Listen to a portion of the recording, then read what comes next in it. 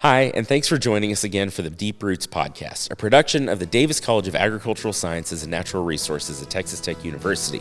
I'm glad you're here for us as we take another dive into the deep roots of agriculture in West Texas and the amazing people trying to make it better. Today I sat down with Drs. Syed, Badruddoza, and Modhurima, Amin, professors from the Department of Agricultural and Applied Economics here at Texas Tech. We talked about everything from the impacts that economics practically have on people's lives to what's coming up in the future and new models and new technologies and new ideas that'll help make people's lives better, make the agricultural industry more efficient, and really drive home the point that agriculture and agricultural products affect you directly and how they do.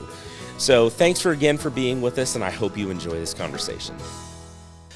All right. Well, thank you so much for coming in today to talk with us. It's really exciting getting some different perspectives on agriculture and to hear more about what you do. So to start off, could you spend a few minutes just introducing yourselves, tell us what you do at Texas Tech, and what your positions actually mean? What is it that you actually do?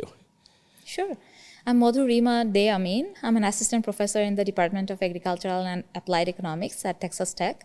I joined in fall 2020. My research focuses on food access and nutrition policy, along with agricultural markets, and that also includes international trade.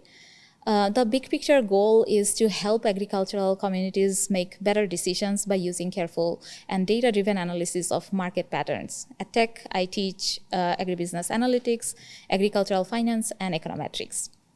Okay. Hi, my name is Syed Badruddoza, and I'm also an assistant professor in the Department of Agriculture and Applied Economics at Texas Tech University. My research is on agribusiness and retail markets and rural development. Broadly, I study how product characteristics and market competition shape outcomes in agriculture. I teach agricultural price theory, statistics, and applied machine learning. Okay, excellent. So in addition to teaching, we do a lot of work in scholarship and research and developing new knowledge. So could you both talk about your research programs? What do you do? What are you investigating? And what are some of the impacts of that? Sure. Well, our research focus is essentially decision intelligence for agriculture. Agriculture is a sector where people make big, irreversible decisions about production, investment, marketing, and trade without perfect information about what's coming next. So we work on methods that combine economics with AI models to forecast markets, detect risks early, and identify opportunities that traditional approaches can miss. Well, today we will talk about one project that is especially timely. We are using AI-based forecasting tools to understand the future of U.S. meat exports and how the U.S. meat market responds to shocks like disease outbreaks. Very interesting. Okay. So I think a big part of our work and a big part of what we're trying to do here on the show is to think about how our work really influences the world, how we have impacts in our local communities, on markets, on students, on everyone else that we encounter, because agriculture is far-reaching, right? So can you tell us a little bit more about some of the benefits of your work, the impacts of your work, some of the broader ideas there? Sure. So for this, I totally understand your point that this has a broader impact, and this for this research, the stakes are real. In agriculture, a policy change like a tariff or regulation, a sudden logistic disruptions, a disease outbreak, or a food safety incident can quickly move prices and affect livelihoods. When these shocks aren't anticipated or managed well, they can create serious risk for the food industry and, in some cases, public health. Animal diseases like mad cow disease can trigger market closures and reshape consumers' confidence. We want to help the sector see what might be coming so decisions are less reactive and more resilient. And for the agricultural industry, the benefit is practical. Better information, earlier warnings, and clearer signals about where the demand may grow and where risk is building, and whether those risks come from the markets, policies, supply chains, or animal health. In this project, we are trying to reduce reliance on guesswork by producing forecasts that are more timely, more accurate, and more transparent than what is typically available. For society, the payoff is resilience and stability. When agriculture is better prepared for shocks, there's less volatility, more predictable planning, stronger rural economies, and a secure food system. Excellent. So thinking about the sectors you just described, all those pieces, how does your research benefit those sectors specifically? Again, we've got a broad market and a lot that's involved in agriculture, but thinking a little bit more specifically, how does your work fit in there? Mm-hmm. So for pork, beef, and poultry, the sector is exposed to global volatility because exports are concentrated in a handful of major destinations. So if a key market changes policy, adds a new health requirement, or a disease or food safety event occurs, that impacts can worsen quickly. So our work helps identify where new markets may be emerging and where vulnerabilities may be building. So that allows producers and industry groups to plan production cycles, target market development efforts, and run what-if scenarios before disruptions happen. So that forward-looking capacity matters when the threat landscape includes both complex political dynamics and unexpected events. So one thing that I've always thought was interesting about agriculture and the fields that we work in is that we have these big sectors and these big broad impacts from society level to policy to government and all the things you just described.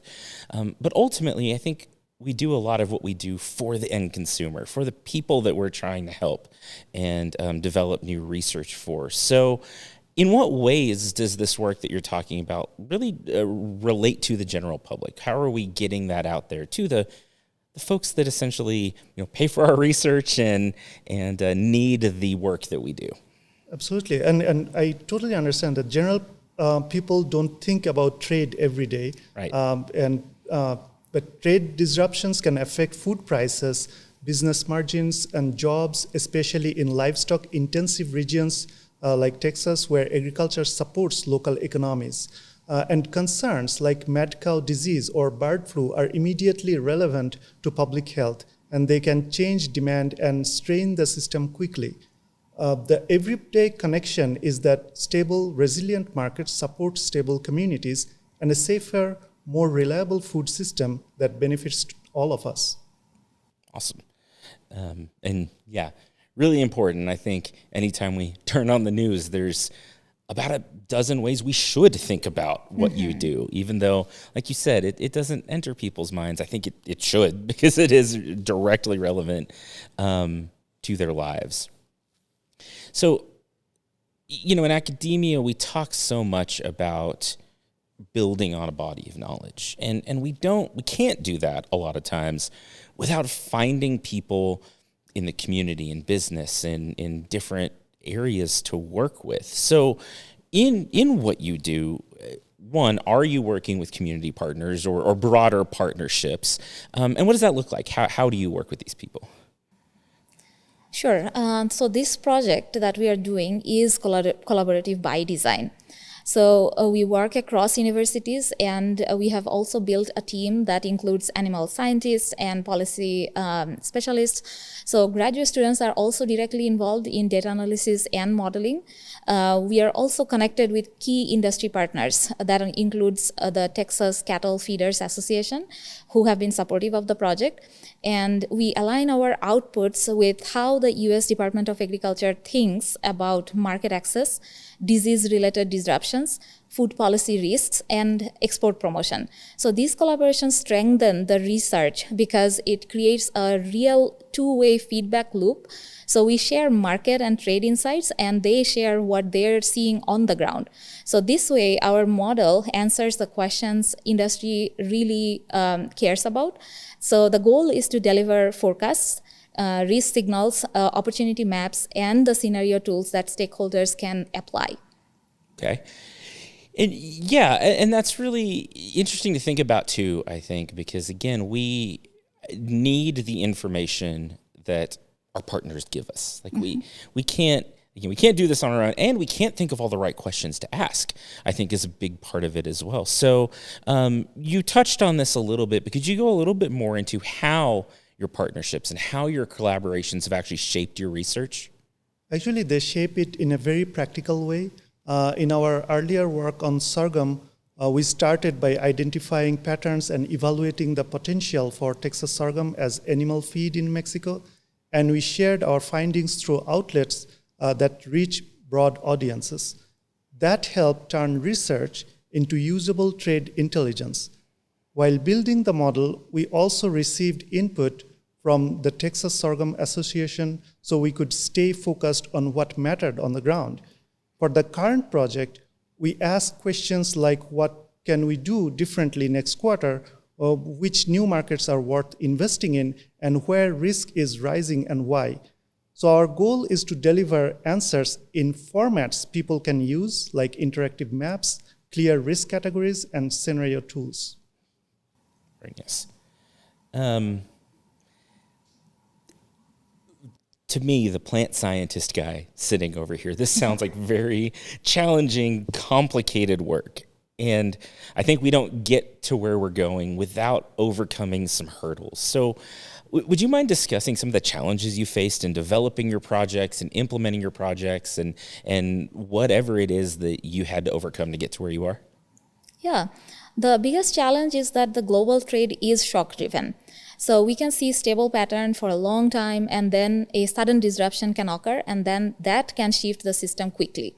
So that's a big reason we are building AI-based tools that support a more precise approach to agricultural trade intelligence for United States. So with better prediction and pattern detection, we can explore potential new markets and how trade trajectories may change over time. Another challenge is that the data itself. Trade data can be very detailed and it can be very messy. And linking it to the right economic drivers and risk indicators takes very careful attention. It definitely sounds like that's, again, a very detail-oriented, like specific, very, I don't know, intense work, it sounds like, at times for sure. So in specific, what do you do to overcome that? You know, it sounds like there are a lot of challenges. Like, how do you deal with that? I'd say we are still on the process, but we do handle it in few connected steps. For example, we start by building a careful data pipeline so inputs are consistent and comparable across time and space. We also cross-check across data sources. We ground the modeling in economic intuition and compare performance against the traditional baseline, so it is clear and transparent. So the model is actually improving outcomes. Finally, we focus on interpretability and delivery. So the output is not just a forecast. It is the forecast plus an uncertainty range plus what's driving it and how it can be used for planning, especially under scenarios involving policy changes, animal health events, or food safety concerns. We also try to include that. That, yeah, certainly sounds like something that takes time to figure out. And I like the answer that it's in process, right? You're figuring out how to overcome it. Because what is science if not that? This iterative process of coming up with answers and coming up with solutions. Evolving. Yeah, it's constantly evolving. It's always going to be different. And what maybe keeps it exciting as researchers sometimes is that the same answer may not work twice, and we just have to come up with new things. Exciting is maybe not the right word, but it can be, for better or worse. So thinking about evolving research and thinking about the directions you could go in the future, where are you headed? What future plans do you have, and where do you want to go? So our long-term plan is to turn this into a durable decision support system, something that can be updated and extended continuously rather than being a one-time study. So that includes expanding scenario analysis, strengthening how we communicate risk, and improving our ability to identify markets where U.S. export could grow based on fundamentals. So over time, we also want to apply this agricultural trade intelligence approach to other agricultural markets too, not only meat market, but also maybe crops or grains, other markets too. Yeah, and that versatility and variability is very important, I think, in any dynamic field like what you're talking about. So in that, to address those things you just discussed, are there any specific projects, any specific directions that you're really excited about? Sure, I will answer this. So we are looking forward to the next deliverables from this work, including an interactive global outlook and sharper opportunity versus risk classifications by country and product. And we are also excited to expand the what-if capability so we can predict how specific shocks, for example, a tariff change, a new health regulation, or an animal disease event could affect exports, prices, and revenue. Those are the kinds of tools stakeholders require when they are planning. So through the work that you do and the body of knowledge you're generating, but also through our conversation today, what is something you hope people take away with them from our conversation? Yes, but just from the greater overall focus of your work. What do you want people to really hold on to at the end of the day? Well, we hope people take away that agriculture does not have to be reactive. Volatility is not going away, but we can get smarter about managing it. If producers already use precision tools in the field, it makes sense to have precision intelligence for markets and risks too. So we develop tools that help predict shocks earlier, identify opportunities sooner, and make decisions with more confidence. I would like to add to that, saying that the United States already has strong momentum in AI, and farmers and producers are increasingly using these tools. But international trade is not about just one farm. It is a system that involves many producers, many markets, and shared risk. So on behalf of Texas Tech, we provide this kind of agricultural trade intelligence so the US agriculture can become more resilient. And when agriculture is more resilient, that supports rural jobs, stable communities, and a safer, stronger food system for all of us as consumers. Absolutely. Well, and with all those big challenges we face, it's comforting to me again as the plant guy sitting over here that we have people passionate about dealing with it, that folks like you are actually taking the time and the effort and, again, pouring your lives and your careers into that. So thank you for what you do, and thanks for your time coming to talk to us. It's really, really fascinating work, and selfishly and personally, I enjoy getting to do this because I get to learn more about new aspects of agriculture. So if people are interested in learning more about you and your research, where would you want to send them? Well, to our website, the TTU AAEC website for each of us. That's where they get all of our contact information, okay, and our works, a little bit of description of the work, CV, and whatever they want is there. Yeah, they can reach us via email, or they can call us, or they can come to us through the Davis College as well. Sure. Great. Well, again, thank you both so much for your time, and it was great getting to chat with you. Yeah, thank you for having us. Thank you so much. Thank you for having us.